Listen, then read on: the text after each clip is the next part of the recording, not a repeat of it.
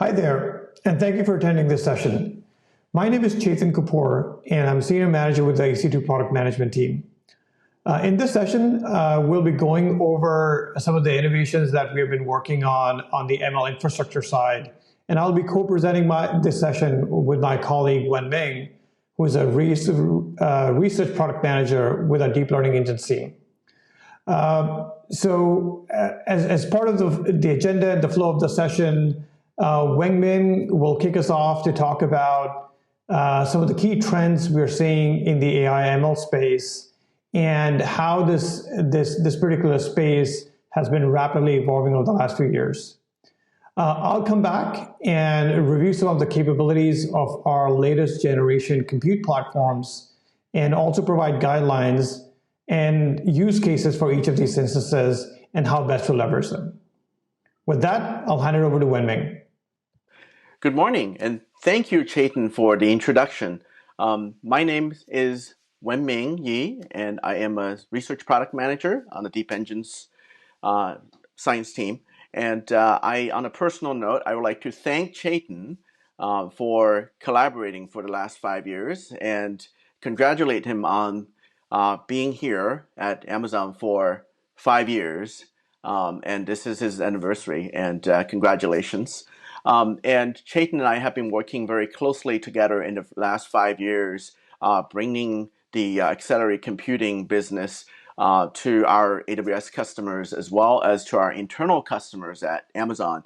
And one thing we've noticed is that this is one of the most exciting areas to be in. And I want to use a quote here that the only constant in the world of AI is the redefinition of state of the art, and there's constantly new things happening. So that's why this is a very exciting area. So having worked here at Amazon for about 5 years myself, I've witnessed a tremendous amount of growth, and the infrastructure which we built are now accessible to our customers. This is the area where autonomous driving is happening, and of course, there's a lot of excitement in robotics and, of course, manufacturing. So you're probably going to see a lot more of it as we go from state-of-the-art and as people apply a lot of these methods and new technologies in machine learning to actual real problems. And this is where the real excitement is happening with our customers. I'd like to point out 4 interesting trends. The first thing I like to point out is the amazing growth of the size of these deep learning models and the tremendous amount of compute that you will need to be able to train them. It's not something that you can train on your laptop anymore. It requires a very large cluster to be able to do it. And I'll give you some examples of it. And on the third point is that productionizing some of these models can become very difficult as well. As these models get very large, it's kind of hard to fit them into existing generations of hardware when you run the inferencing. So you kind of have to chop them up and run the inference at scale. And number 4 is really something a lot of our customers keep asking me, which is how do we get our team and of data scientists and machine learning engineers to keep up with all the new stuff, including the software tools, the machine learning frameworks, and the hardware. So how do we keep up with that? So I have a little bit of experience to share from the group of which I am at. So this is a review for a lot of you, and also for those of you who haven't really kept up with the latest in the state of art of models. I'll do a quick review. First of all, the current state of the art for vision models are EfficientNet. So it's capable of taking the ImageNet dataset, which is very popular, to go from about 80%, which is the ResNet age about 4 or 5 years ago. That was the state of the art back then when it revolutionized the machine vision. And now it went from the efficiency of 81% to about 88.35. And that 3.5 actually really matters because the second most efficient model comes in at 88.25. As you can see, it's as we get closer to higher levels of accuracy, it gets harder and harder, and the models have to become much, much larger to just gain just a few percentage of efficiency. And sometimes for mission critical applications, those are very important. That's why people are training very large models. As you can see, the state-of-the-art model today has a 480 million parameters. That's pretty big. But wait until you see the table to the right. So this is a table that I got from a recent blog from NVIDIA. It's called Towards Training a 1 Trillion Parameter Model. So they took the GPT-3 model, which is currently state of the art. The original GPT-3 model, large, is 175 billion parameters. As you can see, it's hundreds of times bigger than the image models. And it took $4.6 million to train. And that's equivalent of 355 compute years on a V100 cluster. So that is a lot of compute. So no one's going to wait around for 355 years to train a model. So you're going to have to parallelize that training. So as this chart shows, that you probably need about 3,000 GPUs, and as you can see, that's a very large cluster. So that's the level of infrastructure that you probably wouldn't build yourself, but instead, that is always available to you on AWS. Another tool I like to introduce to you, especially share, is a new framework that we've developed on my team, the Deep Engine Science team. So we have a lot of internal Amazon teams come to us and say, how do we manage the ever-growing number of models, and how do I, have, and the biggest problem we also have is the lack of data scientists' time. So a lot of people spend many months building these models, but they just don't have enough data scientists to be able to build them. So AutoGluon is a tool, it's essentially an AutoML framework that we've built. So the best way to describe it is to automate the best practices for data science. So instead of you trying it manually, it will try all of those frameworks for you and find the best models. And even better, we actually do an ensemble of these models. You can think of as many of these models, and we feed their input from one model to a second layer of models to increase the number of accuracy. So in essence, you can have 3 lines of code that would allow you to use 14 different machine learning and deep learning frameworks under the hood automatically. And another thing we have added is something called multi-model. As people have more data, it's not just tabular data that they have, meaning that you have a very large table of millions and millions of rows, but you also have images. You also have text data. So we added that level of abstraction, meaning allowing you to have the results from these combinations of data set and abstract that away as a combination for you. But of course, that's the biggest advantage of this is to allow a lot of our internal teams to be able to save a tremendous amount of time. So minimally, we looked at a lot of teams. They save about 70% in terms of personnel cost. But of course, there's a trade-off there. The trade-off is that you're going to be using more compute. You're going to use compute that has a lot of memory because you're going to be running all these frameworks all at once in a very large memory instance and maybe a cluster. So we also added things like NVIDIA Rapids and Intel Dell to accelerate those compute. As you can see, the future is going to be one level above where a lot of people are operating in today. which is at the framework level. So we go one level up. We essentially drive a lot of that automatically for you. And in turn, it will be using more compute. As you can see, this is a benchmark. AutoGluon essentially outperformed 99% of data science teams after training for just 4 hours. Of course, if you notice that this is a very, some of these are very large instances, requires a lot of memory. Here's another example of it. We went to one of the popular competitions that has 3,500 teams. After just simply 4 hours on an M5, 24 extra large, that's one of the very large memory instances, we were able to outperform many of the teams.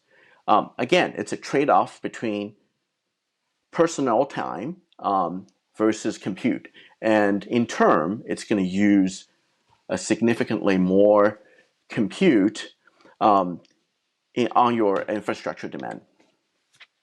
Of course, deep learning is the most exciting part. It's not about benchmarking. It's about actual customer use cases. AWS always works backwards from the customers, and especially important for machine learning use cases. I'll go through 3 of them with you so you have an idea of what people are actually doing and where the challenges are and where we're going. So first of all, this is an example of C-SPAN, essentially using automatic video indexing. Video indexing is a very manual process. I don't think I would like to do that for a living, but as you have the machines do it, it's going to take you from with the acceleration of the underlying hardware, it's going to take you from many hours of computation originally down to 20 minutes using our managed service called Recognition. And Recognition service is probably one of our largest compute users as we build out these very sophisticated models for our customers so they don't have to train that themselves. And here's another example of what I talked about earlier, which is not just using a single model, but using multiple models to be able to apply to a business problem better. So in this case, we're using Comprehend and Amazon TextRect. As you can see, there's a vision aspect of it. So you are looking at a form and extracting characters and text out of it by using OCR and of course various machine vision techniques. And then in addition to that, you use language models to make the accuracy much better. So if there are texts that were extracted from images that were ambiguous, you will use the language models to automatically correct them, making the accuracy of this particular business problem very, very high. Another area which I think is important is autonomous driving. Autonomous driving pushes the boundaries of machine learning further. It's not so much the models that they use are large, but rather it's a continuous training process. So your road conditions change, which part of the world your cars are operating change. So to achieve level 5 autonomous driving, we're just at the very beginning. There's going to be a lot more high resolution data from lots of different cameras. It's a continuous process. Therefore, your infrastructure is going to be very important to essentially automate and also stay current. You definitely want to be using the latest processors and frameworks to solve this problem. With that, I will hand this back to Chetan, where he will talk to you about the more of the details of the innovation that's happening at the EC2 accelerated computing layer. And thank you. Thank you, Wenbing. As Wenbing mentioned, our overall capabilities and offerings to support our customers to build their machine learning and deep learning applications has really grown over the last few years. It's been a pretty fascinating journey to actually observe how we have not only innovated at the infrastructure layer, but also provide our customers with managed services and high-level services to help take advantage of machine learning and deep learning. As a quick summary and a quick overview, we look at our offerings in our space in three broad categories. The first one being AI services and solutions where customers can directly take advantage of the work we're doing to provide API-level access to services that already leverage machine learning. Now, for example, our recognition service has the ability or provides the ability for our customers to integrate computer vision in their application without being experts in computer vision at all. Other services like Textrax, Lex, Kendra provide similar capabilities where your teams and engineers don't need to expand their knowledge and capabilities in the machine learning space, and they can simply leverage these high-level services to integrate AI/ML capabilities in your applications. For customers that actually do want to build, train, and deploy their machine learning models on their own, we have Amazon SageMaker, which is a managed service that provides end-to-end capabilities, enabling you to build, train, optimize, and eventually deploy your machine learning models. At the bottom layer is where we have a third category of innovation, which is around the ML infrastructure and frameworks and machine learning frameworks that we are optimizing on behalf of our customers. This particular layer ends up powering our full stack, and it consists of components such as our instances, our EC2 machines that are leveraging GPUs and other accelerators for providing the raw infrastructure. And it also includes components such as our deep learning AMIs or machine images, along with frameworks that are optimized to run efficiently on AWS. Diving a little bit deeper on the compute side of the infrastructure layer, we've got a pretty broad portfolio. In this particular context of machine learning and deep learning, we like to break down our portfolio into two key categories. The first one being around platforms that are optimized for deep learning training. And then the second category is platforms that are optimized for deep learning inference. We mainly do that because the characteristics and requirements of these two use cases and the associated infrastructure vary greatly. So on the deep learning training side, our latest and greatest instance is our P4d instances, which feature NVIDIA's A100 GPUs. We also have V100-based GPUs in the form of P3 and P3dn instances. And lastly, for smaller models, for less complex models, our G4d instances that feature NVIDIA's T4 GPUs are also a good fit. On the inference side, we have been innovating to expand our capabilities to include silicon that we are building on our own. So our Inf1 instances are our first development foray into that particular space. They're specifically targeted for accelerating inference applications or running deep learning models in production. And then our G4dn instances are also still a pretty good choice for customers that want to leverage NVIDIA GPUs for deploying deep learning inference in production.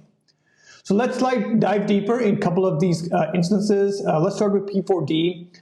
These are our latest and greatest instances optimized for deep learning training. As compared to our prior generation instances, they provide up to 60% lower cost to train and provide 2 to 3x faster or higher deep learning performance, right? So both of these capabilities or benefits are resonating really well with customers where not only they're able to train their models faster, but they're able to do that more cost effectively. Besides the GPUs that we have in these instances, which are NVIDIA A100 GPUs, we have packed in a lot of innovation in this platform. These instances come with 400 gigabits per second of networking capability, which is the highest in the cloud and first for EC2. They also provide tons of local storage. So in this case, it provides access to 8 terabytes of NVMe-based storage that really makes it efficient for customers to store their training data sets and read them at a high throughput in order to take advantage of the high-performance A100 GPUs. Now, besides innovating at the instance level or at the server level, we've also been busy at thinking through, what it would take for customers to support or train the state-of-the-art models in the cloud. So to support customers to do this, we have launched a capability with P4Ds, what we call as UltraCluster. UltraClusters allow our customers to spin up to 4,000 GPUs as part of a single training run. They consist of clustered capacity of P4D instances that are all interconnected via a fully non-blocking petabit scale networking infrastructure. We have also enabled our customers to spin up storage or network attached storage via FSX for Lustre in the same UltraCluster. Essentially, what this capability provides to our customers is access to a world-class supercomputer, all available in an on-demand, pay-as-you-go usage model. Now, putting all this together, as I mentioned earlier, translates to significant reduction in time to train for our customers and also cost, right? As an example, we trained, we trained the T5 model, which is the latest text-to-text transformer-style model. And as you can see on the data set, we were able to cut down the time it took to kind of train that model in half, going from about 12 and a half days to about 6 days, right? And this really impacts the ability for customers to optimize how quickly they can innovate on their models, optimize them, and eventually bring their capabilities and products to market. Now, besides continuing to leverage NVIDIA GPUs for building training instances, we're also working on expanding our portfolio. We're in the process of releasing a new instance type that is going to feature accelerators from Habana Labs, which is an Intel company. And these instances are expected to provide up to 40% better cost to train as compared to our P4D instances. In parallel, we're also working on our own silicon for accelerating training of deep learning models called Trainium. And we expect Trainium instances to be available later this year. And we expect for them to offer the lowest cost in the cloud for training deep learning models. All in all, our focus here is to make sure that we provide our customers with the widest and deepest portfolio of infrastructure, of compute infrastructure, to enable them to pick and choose the platform that best meets their application requirements. Now, looking at the portfolio of GPU instances that we have for training of deep learning models, as I mentioned earlier, we have our P3 instances that are based on V100 GPUs. These are available in 1 GPU, 4 GPU, and 8 GPU sizes. We have a P3DN instance that is available with V100 that feature 32 gigabytes of GPU memory, 100 gigabits of networking connectivity. And then lastly, our latest and greatest is our P4D instances featuring 8 A100 GPUs and 400 gigabits of networking connectivity. So looking at different use cases, our P3 instances are really good for local mode training, for prototyping, for training models such as BERT fine-tuning or ResNet 50. They're also great for hyperparameter tuning. Now, for single node or multi-node distributed training, the 100 gigabits of networking connectivity that we have in our P3D instances, along with a 32 gigabyte V100 GPU, make them ideal for training models like NASCAR CNN or BERT-based pre-training. On the other hand, P4D based on the sheer computing performance they have, the network capability, and the data storage that is available in the platform, are optimized for use cases that need the highest performance.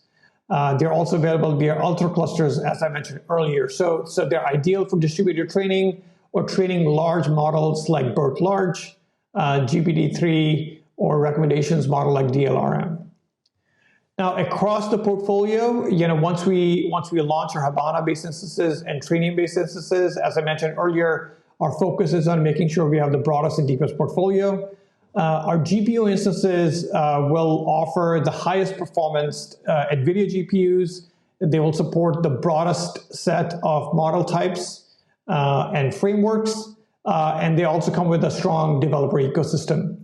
Habana-based instances will be great for some common model types and offer up to 40% better price performance. And the software ecosystem is going to emerge over time. Like, we expect for it to be pretty healthy on the first day we launch these instances, but we expect for it to continue to get better over the course of time. Similarly, on the Trainium side, AWS Trainium-based instances are expected to provide the industry's lowest cost to train with really high performance. This capability will only be available in the AWS cloud. It will come with support for common frameworks and model types. And similar to the Habana-based instances, we expect for the software ecosystem and the developer ecosystem to expand pretty rapidly following the launch of these instances. Now, switching gears and talking about deep learning inference, when we talk about deep learning inference, or inference in general, at a high level, we have our CPU-based instances such as C5, we have our GPU-based instances such as P3 and G4, and then we have an AWS Inferentia-based instances called Inf1. When you look at these different type of instances, the right instance, picking the right instance is actually going to depend upon what kind of performance you're looking for, what kind of model you're deploying, and the associated framework requirements, and what kind of cost efficiencies you're looking for. Specifically, if you have small models and you don't have a lot of throughput or volume coming towards on the production side, our C5 instances are going to be a really, really good fit. On the other hand, if you have large models and you have a lot of volume, a lot of processing to do across that particular model, or if you need custom models, then you can look at leveraging either of our GPU instances or the AWS Inferentia instance.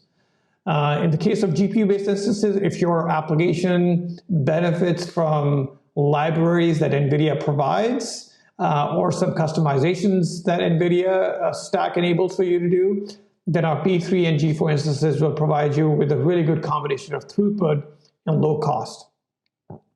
On the other hand, if you're leveraging primarily machine learning frameworks and don't have a high dependency on third-party libraries, you will see that AWS Inferentia-based instances offer really high throughput and exceptionally lower cost. Let's take a few minutes to dive deeper on in AWS Inferentia-based Inf1 instances. As I mentioned earlier, these feature our first silicon that is optimized for deep learning, AWS Inferentia. It is targeted specifically for running trained deep learning models in production. They offer the lowest cost for running these models as compared to GPU instances, and in some cases up to 70% lower cost. The software for Inferentia is actually integrated under common machine learning frameworks such as TensorFlow and PyTorch. What that really means is you can be up and running really quickly with minimal code changes to your application. It also gives you the ability to move your infrastructure to a different platform if that platform provides you better capabilities. So essentially enabling you to use the framework of your choice and giving you the best throughput, gives you the ability to move your code to a different platform. So it gives you the ability to port your application and take advantage of other innovations that might appear in the future. These instances are also available through managed services such as ECS and EKS or SageMaker to make it really easy for you to not only optimize for Inferentia, but deploy your application across a fleet of Inferentia-based instances. The customer adoption and momentum around Inferentia has been great. We have customers like Autodesk, Snap, Anthem, Condé Nast, who are already running their models on Inferentia-based instances. Internally, we're also seeing a really strong adoption of these instances for some of our own machine learning products and services. As an example, Alexa text-to-speech is leveraging Inferentia to run their models in production. They're intended to generate human-like speech in response to the input from the user. And at this current point in time, about 80% of voice responses are now being synthesized via Inf1 instances, and the team is seeing up to 30% reduction in their cost by being able to leverage our own silicon in this particular space. Now, besides the reduction in cost, the team also observed about a 25% improvement in the latency of the responses. Now, this is really critical because this additional benefit gives them more headroom to either deploy more complex models or some other enhancements to the customer's experience. So essentially, they have deployed their models at scale, seeing notable cost reduction, and at the same time, ability to improve on their models and provide a better experience for their customers. Now, to quickly get started with the machine learning infrastructure, like I mentioned, and tying it back to one of the slides where we talked about the 3 levels of services that we have in the machine learning space, you can take advantage of this capability at the infrastructure level through a whole host of managed services, right? So SageMaker is our quickest, or represents our quickest and easiest way to get started with these instances. If you're building, training, fine-tuning, and deploying your models in productions on your own. Alternatively, we see customers take advantage of Kubernetes and EKS specifically, and this infrastructure is available through our managed services such as EKS and ECS to enable you to do that. And lastly, for customers who want to launch these instances directly via EC2 or through containerized applications, we have deep learning armies and containers that come with all the software pre-packaged, which might include the machine learning framework of your choice, the specific drivers of the compiler set that we might need to support a particular accelerator, and also reference examples, right? So our deep learning armies and containers provide a really easy way for customers to kind of get started with. They also, in many cases, come with optimizations where we're able to deliver additional performance improvements over the publicly available software. So as a quick summary, we're seeing a rapid growth in the adoption of deep learning. Customers are telling us that managing cost and complexity of training their models is super important, and we're laser focused on making that happen. We're also seeing that the complexity of these models and the time to take and the compute resources it takes to train these models is going through the roof. So we're innovating on that dimension by working on cutting edge infrastructure such as our P4d instances or our Trainium-based instances. And lastly, on the software and the developer experience side, we totally understand that developers are looking for ways for us to make it easier for them to take advantage of this technology. So we have a lot of focus on our managed services, our higher level services and tools and capabilities to make sure that not only we provide the leading hardware infrastructure, but also at the same time the best collection of managed services to enable you to take advantage of this cutting edge technology. Really appreciate your time, and thank you for spending a few minutes with us, and have a good day.